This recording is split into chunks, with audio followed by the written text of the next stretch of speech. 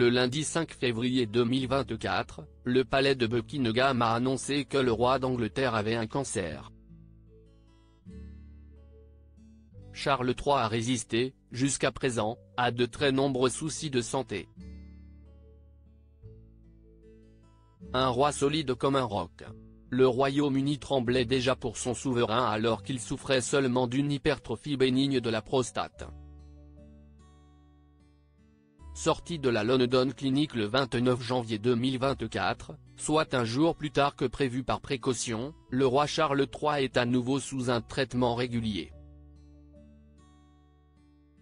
Pour une autre raison.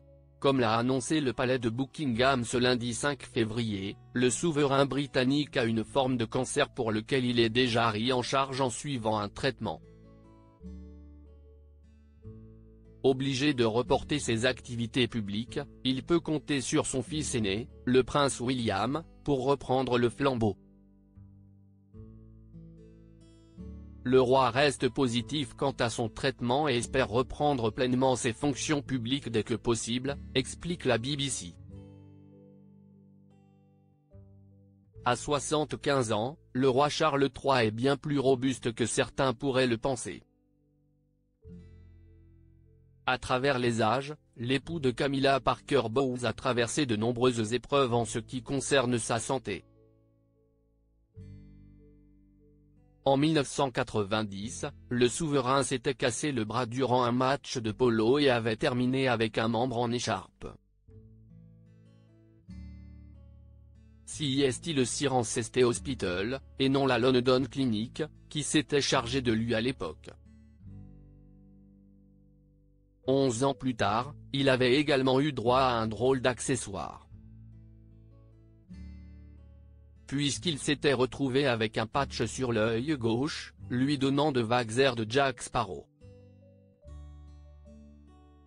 2 accidents de chevaux pour le roi Charles III. C'est en sciant un arbre, dans son jardin, que le roi Charles III, toujours prince de Galles à ce moment-là, avait été exposé à un surplus de poussière, l'obligeant à protéger sa cornée abîmée pendant quelque temps.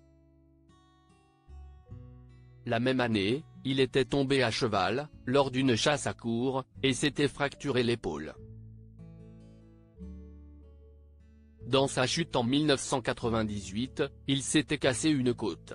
En 2008, il avait dû subir une ablation d'une tumeur bénigne, non cancéreuse, au visage. Il s'agissait d'une intervention sans gravité dont il était sorti parfaitement indemne. Larynx, appendicite, hernie, cartilage abîmé au niveau du genou. Rien n'a mis à terre Charles III jusqu'à présent.